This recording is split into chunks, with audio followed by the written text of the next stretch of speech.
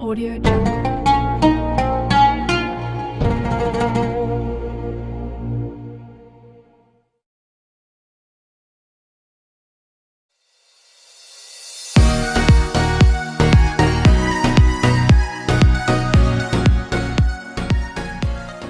Katakan lagi, justru yang terpenting buat kita ini bagaimana cara memakmurkan, memanggil, serta mereka-mereka yang belum bisa berangkat ke masjid lah, perlu disadarkan. Kenapa? Dengan memakmurkan masjid itu sebetulnya banyak sekali potensi-potensi yang sangat luar biasa dengan kondisi Assalamualaikum warahmatullahi wabarakatuh. Jumpa perdana dengan acara Skakmat seputar kemaslahatan umat bersama dengan IT Masjid Darul Muslimin. Assalamualaikum Pak Haji. Waalaikumsalam warahmatullahi wabarakatuh. Siapa yang tidak kenal Pak Haji Ade Solahuddin? Tokoh paling kontroversial nggak? Kontroversial, tapi juga menyejukkan, tapi juga membawa inspirasi dan inovasi yang lebih bagus. Mudah-mudahan seperti itu harapannya. Nah, itu kontroversial dalam arti positif, penuh dengan inovasi, penuh dengan harapan, dan semuanya dibingkai dalam satu rintisan yang pasti akan mengarah suatu kebaikan. Baik Pak Haji Ade, sore hari ini kita akan sedikit ngobrol-ngobrol ringan nih seputar masalah pengelolaan masjid di Darul Muslim ini melalui DKM. Pak Haji selaku ketua DKM, kita berangkat dari satu ayat di surat At-Taubah ayat 18. Innama ya'muru masajidallahi man amana billahi wal yaumil akhiri wa aqama sholata wa ataz zakata wa lam yakhsha illallah fa asa ulaika ayyanu minal muhtadin.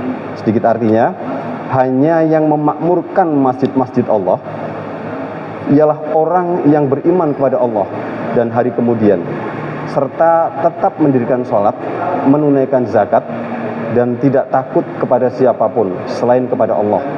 Maka merekalah orang-orang yang diharapkan masuk dalam golongan orang-orang yang mendapatkan petunjuk.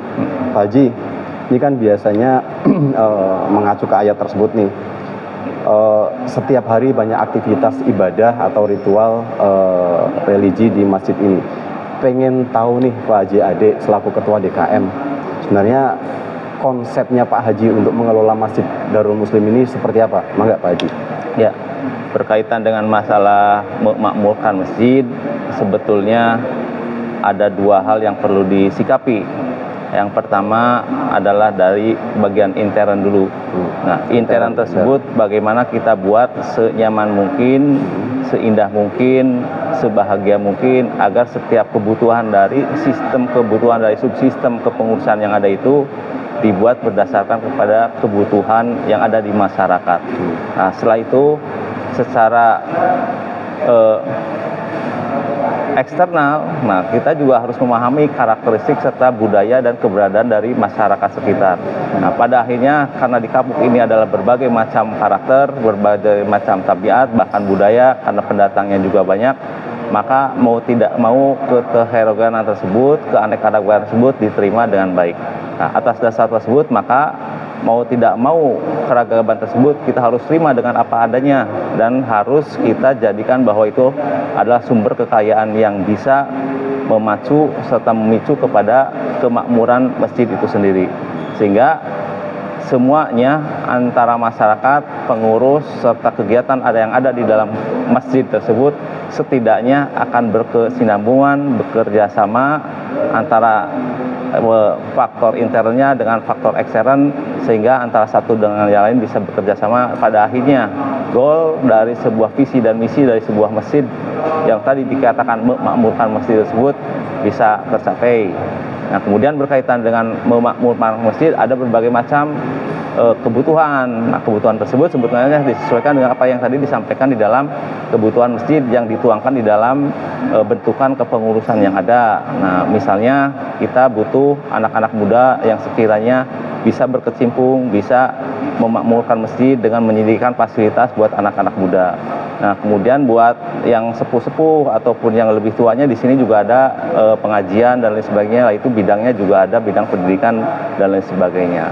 Dan terutama sekali sebetulnya sih kebutuhan untuk memakmurkan tersebut perlu sekali yang tadi dikatakan bahwa faktor intern dan ekstern ini berkesinambungan, bekerja sama sehingga visi dan misi dari sebuah masjid itu bisa tercapai dengan baik. Begitu barangkali. Ya, ini saya mencatat dua hal nih. Yang pertama masalah kebinekaan dalam satu tujuan yang sama. Betul. Karena karakteristik masyarakat Kapuk itu memang bineka. Kemudian yang kedua, semuanya dibingkai dalam satu struktur yang salah satunya juga melibatkan banyak komponen ya, mulai dari orang tua, mungkin ibu-ibu dan anak-anak. Tapi kira-kira itu susah nggak Pak Haji? Karena kan ini kan karakteristik masyarakat yang bineka itu kadang-kadang juga mempunyai ragam pemikiran, ragam keinginan dan kebutuhan yang beda juga. Nah, ini Pak Haji trik-triknya seperti apa untuk bisa membuat ini menjadi satu harmoni gitu? Ya, itulah pentingnya kita harus membuat sebuah suasana yang happy, yang enjoy, yang enak, sehingga rahmat Allah itu masuk. Nah, berkaitan dengan hal tersebut berarti kita harus bisa menerima apa yang ada di dalam masyarakat, yaitu satu perbedaan. Nah, ketika masuk kepada dunia anak, maka kita juga seperti layaknya kebutuhan anak seperti apa. Jangan sampai orang tua memaksakan kehendak layaknya orang tua kepada anak remaja. Nah, sepertinya hal itu kurang bisa ketemu. Nah, kemudian anak-anaknya kita sadarkan secara pelan-pelan agar mereka bisa mampu untuk bisa menyadarkan diri bahwa mereka posisinya adalah sebagai anak. Nah, berkaitan dengan ini kita alhamdulillah nih, anak-anak remaja bisa masuk, kemudian mereka apa yang diinginkan dengan zaman kekinian itu diadakan, misalnya dari sisi IT dan lain sebagainya. Kemudian yang kedua juga ceritanya mereka ingin ikut marawis, kemudian ikut gambus dan lain sebagainya. Walaupun sementara ini rupanya mereka juga bisa menyalurkan hobinya, misalkan dengan salah satunya adalah obrok. Dan alhamdulillah obrok malah saya agak terkaget karena kemarin kita mendapatkan uang infak dan sodako dari obrok anak-anak muda sebesar 200.000. Nah, ini kan satu gambaran bahwa fasilitas serta kemauan mereka kita fasilitasi dengan cara kita tidak usah memaksakan kehendak seperti orang tua, tapi kita sedikit banyaknya mengikuti irama dari anak-anak muda. Nah, jadi sebetulnya sekarang dengan orang tua, nah kita harus bisa memahami karakter, sifat dan keinginan orang tua dipadukan. Jadi kalau tadi bicara sulit ataupun tidak sulit, selama kita bisa ikhlas dan ridho, kemudian kitanya juga happy dan enjoy dengan kondisi keberagaman dan perbedaan yang luas, tapi bagaimana menyatukan itu semua, sepertinya kesulitan itu tidak akan nampak dan tidak akan kelihatan. Kenapa? Karena adanya keikhlasan, keridhoan, kenyamanan, dan rasa tahu diri, serta yang penting sekali adalah hati jangan sampai memunculkan rasa ego yang berlebih, tapi ego juga disalurkan secara maksimal dalam sisi kebaikan, dalam sisi untuk kemaslahatan umat lah. Barangkali itu kita genjot, kita sampaikan, kita ikhtiarkan sehingga bersaing pada posisi kebaikan. Nah, kalau sudah kebaikan yang ditanamkan, yang dipertaruhkan dan dipersaingkan, insya Allah semuanya karena Allah Subhanahu wa Ta'ala, sepertinya menjadi satu hal yang nyaman dan enak dan bisa diterima oleh semua pihak. Barangkali itu. Ya, ini Mas saya catat satu lagi nih tadi. Jadi setiap poin-poin dari Pak Ade ini saya ambil satu intisari yang akan saya kejar. Tadi masalah anak muda.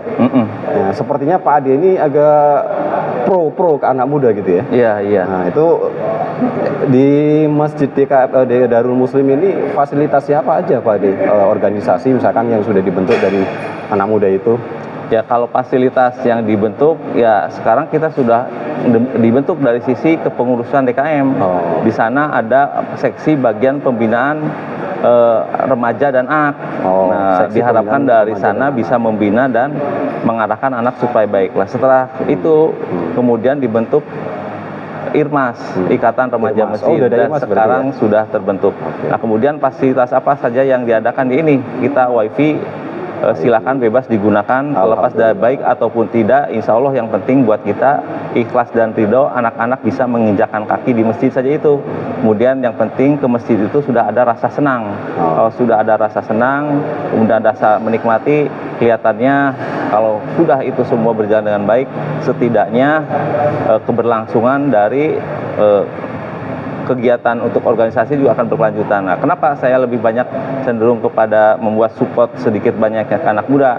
Karena anak muda itu adalah sebagai penerus berkelanjutannya sebuah bangsa. Nah, terlebih kecilnya itu ya kita di sekitaran Kapuk lah setidaknya penurun, kemudian pewaris kita semua itu adalah anak-anak. Sementara anak-anak itu adalah satu investasi yang sangat luar biasa, dan kelak di kemudian hari tentunya kita juga akan menemukan kebaikan mereka, dan siapa tahu mereka bisa ikut serta membantu penolong di akhirat kelak di kemudian hari ketika kita dimintai pertanggungjawaban terhadap anak atas kelanjutan dari sebuah kehidupan.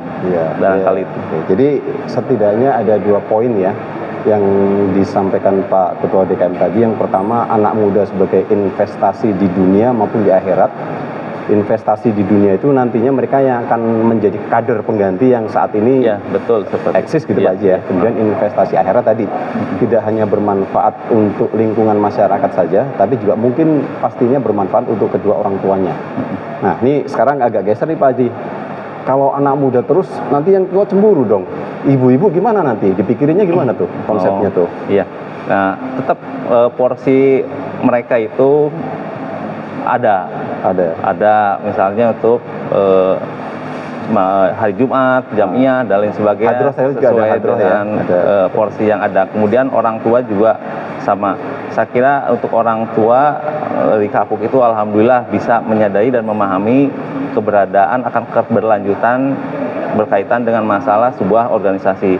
Nah, hal ini terbukti dan terlihat ketika banyak sekali pada hari-hari biasa, apalagi di bulan Ramadan nih, kalau tidak salah ada 3, 4, bahkan 5 anak-anak muda yang bisa tampil di mimbar, kemudian tampil juga sebagai imam.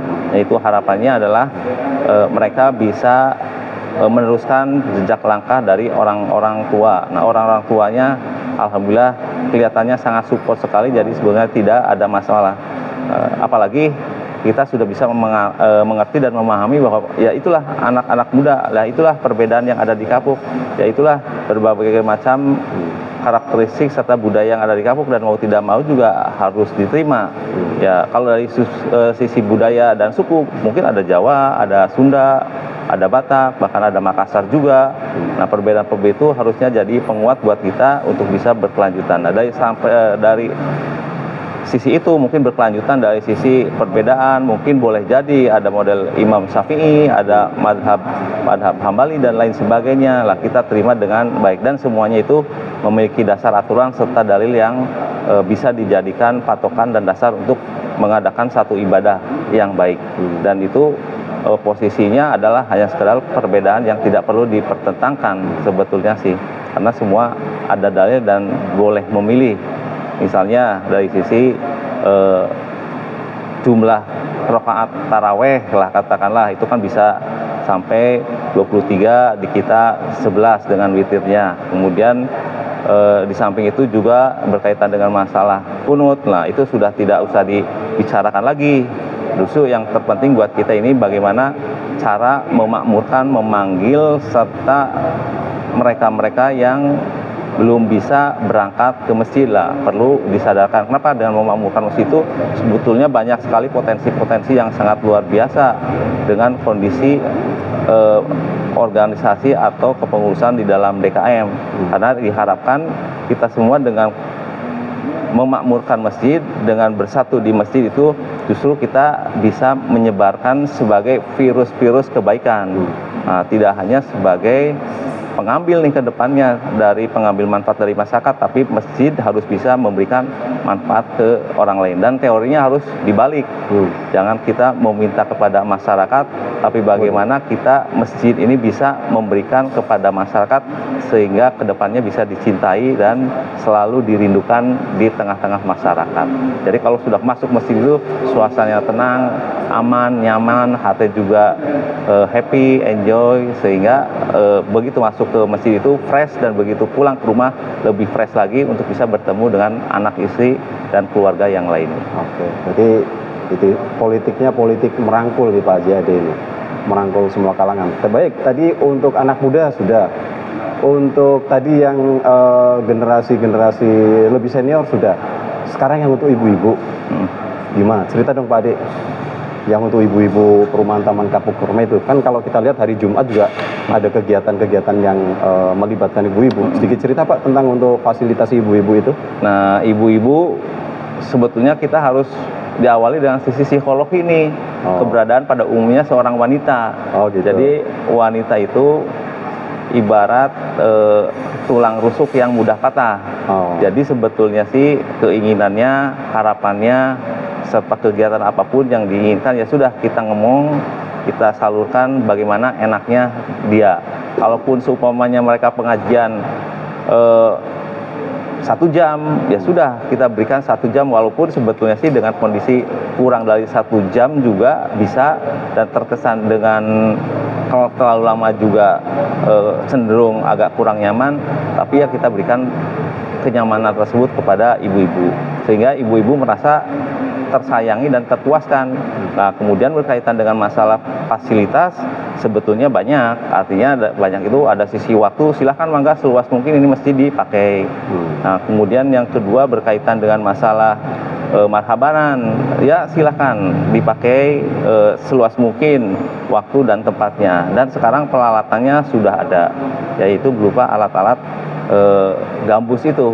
Ya, nah, kan banyak sekali kegiatan-kegiatan dari masjid yang rutinitas seperti Isra Mi'raj, Maulid Nabi, itu mereka tampil dan kelihatannya cenderung ingin ditampilkan. Nah, kita tampilkan dengan harapan ya mereka juga bisa melihat kondisi di masjid, kemudian bisa bergabung ke masjid, dan setidaknya juga bisa melihat kondisi kegiatan keluarga serta suaminya di masjid seperti apa, sehingga keharmonisan antara di rumah kemudian di masjid bisa teraplikasikan di dalam kehidupan keseharian, sehingga suasananya akan terasa nyaman, enak. Kalau sudah terasa nyaman dan enak, apapun juga akan dibawa kemana dan arahnya kemana akan lebih enak dan nyaman gitu. Jadi seperti itu. Teman kan kalau bicara masalah enak kan ada dua nih Pak Wawan, bisa yang di arah yang tidak membuat dosa, ada yang membuat ke arah yang membuat maslahat umat dan ke yang akhirat. Ya, contohnya maslahatnya ya. Nah, maslahatnya misalnya diajak jalan-jalan, happy bareng dengan keluarga, silahkan gitu. Nah, kalau yang gak maslahatnya kan bisa saja dia jalan-jalan ya yang kurang begitu mendukung ke arah sana, tapi harapan ketika jalan-jalan juga, tapi awalnya diawali dengan kebaikan, diawali dengan masjid, ya kita jangan sampai berhenti di kebahagiaan dunia saja. Bolehlah main ke mall, bolehlah main ke pegunungan, pesawahan, keindahan dan sebagainya, yang niatkan landasannya adalah dari masjid. Nah, masjid kan diawali dengan baca bismillah, kemudian dilanjutkan praktikkan kepada Allah Subhanahu wa taala, dan harapan itu ya tentunya kebahagiaan itu ya tidak hanya sampai di dunia, kelak di kemudian hari di akhirat juga akan ketemu. Nah, tidak hanya ketemu dengan keluarga mereka sendiri, siapa tahu mudah-mudahan kelak di kemudian hari juga bisa ketemu dengan keluarga Kapuk. Kumpul nih di akhirat, tapi di tempat yang mulia. Amin, gitu. Amin ya rabbal alamin. Amin, mudah-mudahan seperti itu. Jangan sampai walaupun ya saya yakinlah tingkat keimanan kita, tapi ya yang penting kita mengarah ke sana. Ya artinya tidak sepede kita bareng dengan Rasulullah, setidaknya harapan tersebut mengarah kepada Rasulullah. Karena kalau Rasulullah kan sudah tingkatannya sangat tinggi, surganya sudah tinggi. Hanya kita juga nggak pede. Tingkat perjuangan seperti apa, ibadahnya seperti apa, untuk memaslahatan umat Rasulullah sampai berdarah-darah, sampai semuanya dikorbankan, harta, jiwa dan lain sebagainya. Lah kita sih ya menikmati yang senang-senang saja, karena ya mungkin peluang kita ada di sana, ya sholat berjamaah bareng-bareng, setelah itu berjalan-jalan, kemudian healing, setelah itu cari ilmu, kemudian ilmu tersebut diterapkan di dalam kehidupan sehari-hari, ketemu lagi di masjid, membantu orang lain dengan kesenangan dan kebahagiaan, tidak ada paksaan, semuanya karena Allah Subhanahu wa taala. Jangan karena ego sendiri, itu karena diri kita, tapi semua pergerakan itu adalah karena oleh Allah dan kita niatkan karena Allah dan dipasrahkan segalanya kepada Allah, sehingga kelak di kemudian hari ya harapannya ketemu semua kita semua di surganya Allah. Amin. Harapannya seperti itu Ya, barangkali. Ya kalau saya lihat memang ada sisi lain dari pendekatan seorang Pak Haji Ade Solahuddin ya. Mungkin agak bukan ekstrim tapi lebih nyantai tapi diharapkan efektif. Dengan yang saya ingat itu setelah sholat subuh ada kegiatan jalan bareng keliling komplek, kemudian juga kemarin DKM juga ada kegiatan healing ya Pak Haji ya. Kemudian ada juga ziarah wali waktu itu ya Pak Haji ya. Iya. Ziarah wali dan sebagainya. Nah, sekarang gini nih, tadi Pak Ade sempat ngobrol nih, internal dan eksternal. Kalau internal oke lah. Kita membangun tadi generasinya, membangun manusianya. Banyak orang yang terjebak membangun masjid itu hanya fisiknya doang Pak Haji. Kalau Pak Haji, menurut Pak Haji gimana nih? Ya berkaitan dengan pembangunan fisiknya sebetulnya sih boleh-boleh saja, tapi diawali sebelum fisik ya kepada manusianya gitu. Nah, kenapa? Agar supaya masjid ini bisa dipenuhi oleh orang-orangnya, bukan dipenuhi oleh kemewahan bangunannya. Dan itu bisa dilakukan dengan cara yaitu tadi, dari sisi eksternal tersebut kan ada berbagai macam karakter, kesibukan dan lain sebagainya. Saya paham itu, sehingga nah tapi mereka ada sisi yang lain yang bisa disampaikan dan disumbangkan, misalnya dari sisi ide, saran serta pengetahuan, keilmuan dan lain sebagainya bisa disampaikan kepada masjid nih, ke siapapun juga boleh atau ke saya boleh. Nah, kemudian dari sisi kekayaan barangkali mereka bisa menyumbang ke masjid. Nah, masjid asalkan itu amanah, asalkan baik ya kita petakan. Toh di sini juga ada bagian bidang sosial dan entrepreneur. Oh, ini agak beda nih. Bidang jadi sosial dan entrepreneur. Iya. Kalau sosialnya oke lah. Ini kalau yang entrepreneur maksudnya apa ini? Kita biar tahu semua ini. Jadi berkaitan dengan entrepreneur sebetulnya sih begini.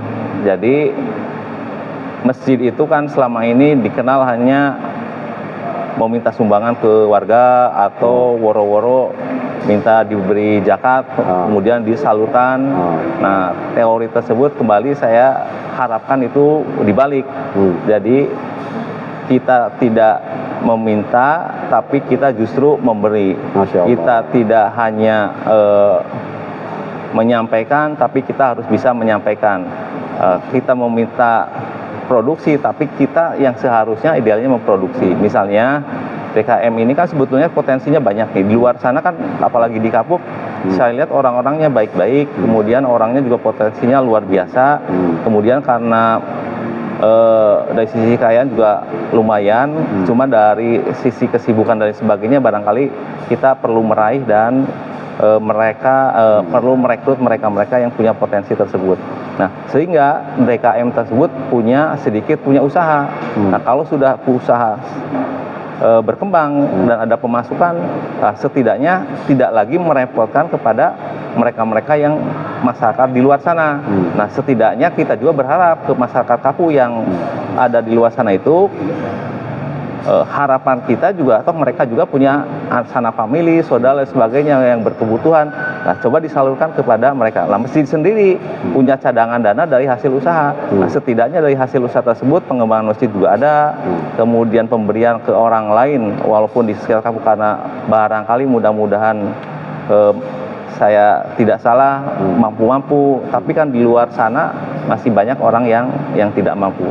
Nah, dari hal-hal tersebut berarti kan ketergantungan kepada para memberi infak dan sedekah tersebut kita bisa saja terima, tapi sifatnya kalau kemarin sifatnya agak sedikit woro-woro atau pengumuman. Nah, sekarang sih tidak usah ada woro-woro, yang penting diterima, tapi di belakang layar kita juga mampu nih membidik sebuah usaha. Nah, dengan usaha tersebut bisa menghidupi masjid, tapi bukan berarti masjid tersebut ngambil dari dana DKM, bukan. Ada yang sifatnya adalah ide pemikiran dari bisnis tersebut, ada juga investasinya itu dari kekayaan. Nah, ide pemikiran kan banyak, misalnya bagaimana cara menghitung sebuah perusahaan untuk memberikan pelaporan pajak. Nah, di kapuk-kapuk ini, di perumahan kapuk ini banyak orang-orang yang paham dan ngerti sebetulnya sih. Nah, dari dosen-dosen di kapuk juga bisa saja memberdayakan mahasiswanya dan mereka belajar di lapangan dan mereka senang sebetulnya sih ketika diberikan sebuah kegiatan seperti itu. Nah, dan siapa tahu dari mereka kan ada semacam pemberian jasa walaupun sifatnya kita ikhlas. Nah, kedepannya barangkali kita buat PT, CP ataupun pribadi yang memiliki kapasitas hal tersebut untuk bisa mengabdikan diri di masjid. Lah, kemudian yang sifatnya misalnya dari sisi catering atau makanan di kapuk kan banyak. Kemudian yang punya perusahaan juga ada. Nah, barangkali kita share kegiatan, share berkaitan dengan permodalan, sekaligus juga share masalah bagi hasil. Barangkali sebagian untuk masjid, sebagian dari pemilik modal. Dan di samping itu juga barangkali di kapuk itu banyak warga yang membutuhkan pekerjaan dan lain sebagainya.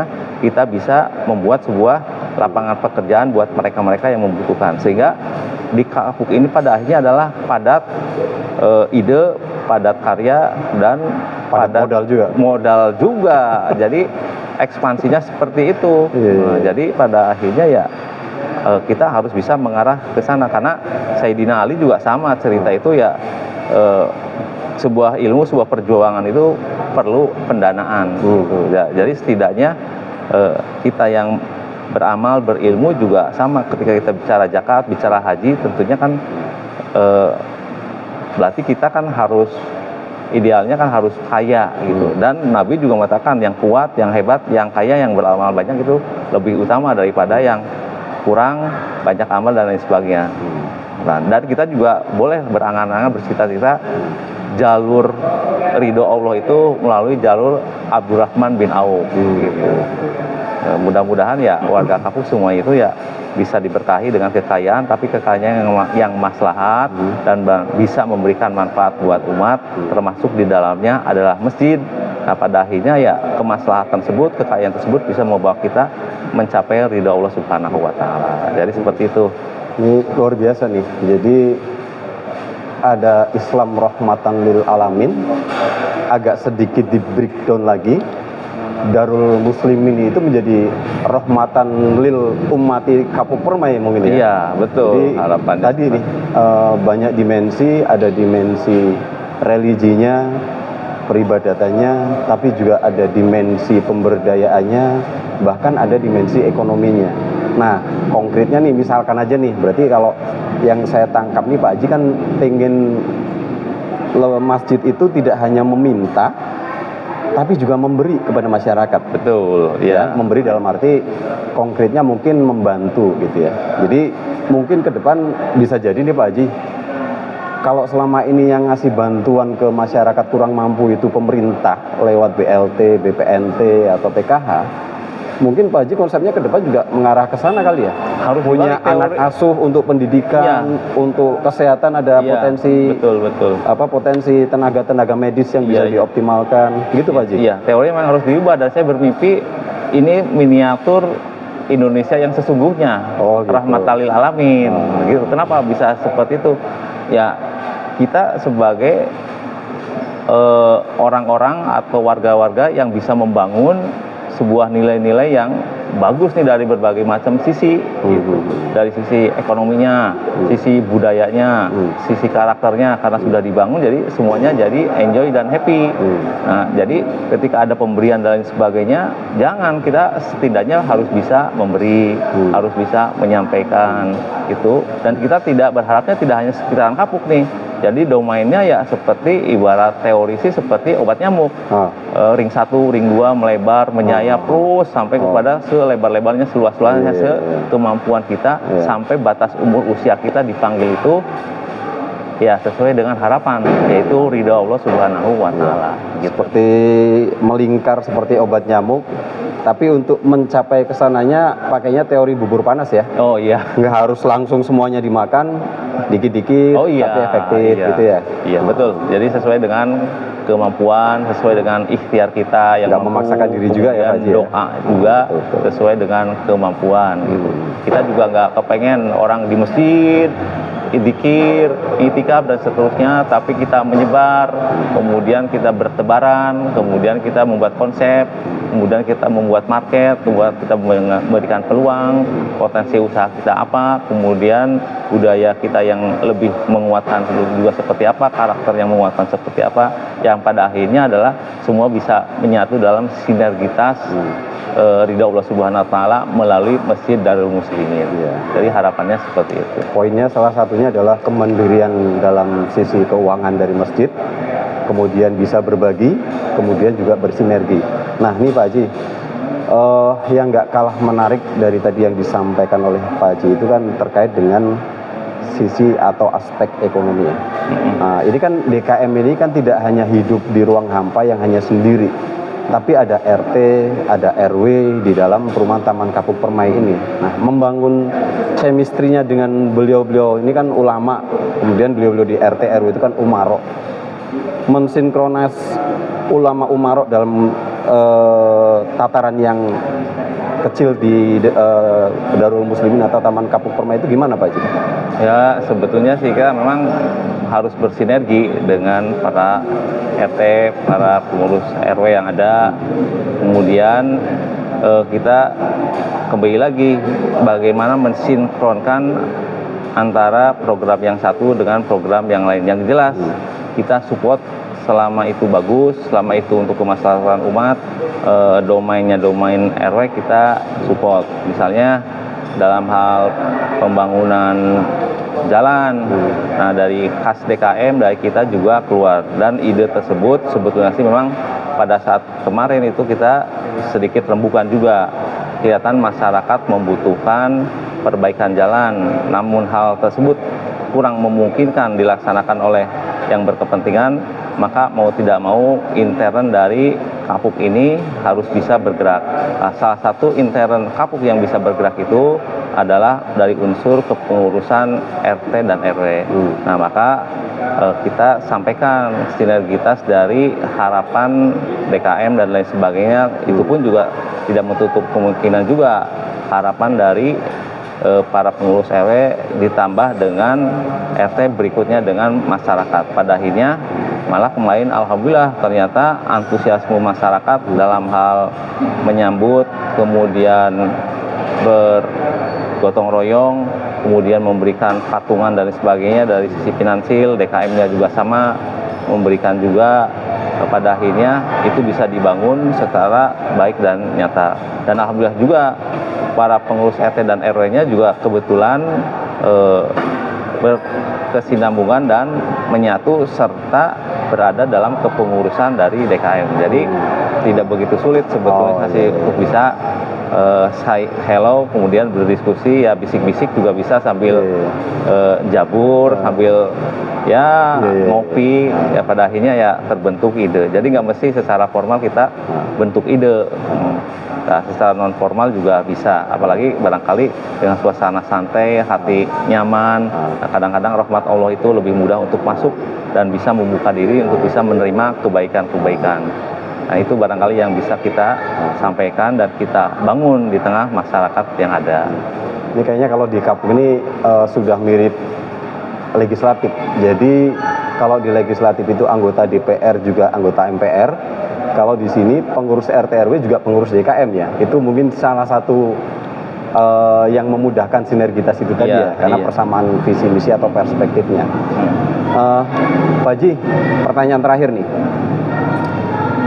Sekarang zaman era digital. Betul. Pak Haji punya visi apa untuk mengembangkan syiar atau dakwah dengan cara digital ini? Karena saya lihat ini tadi yang disampaikan itu agak out of the box ya, dalam arti positif tentunya.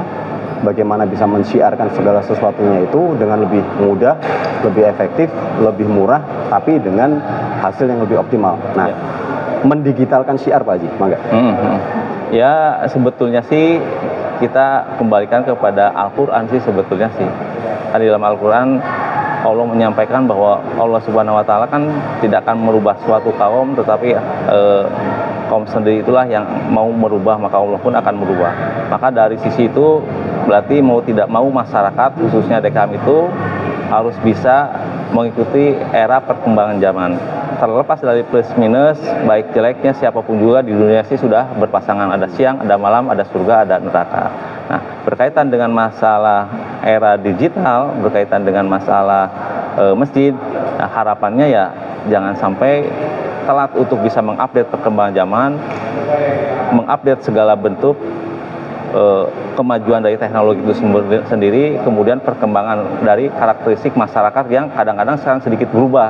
Nah, berubahnya ya mungkin kalau dulu hanya penyampaian berita itu lewat surat dan sebagainya, sekarang sudah pakai HP, WA dan seterusnya.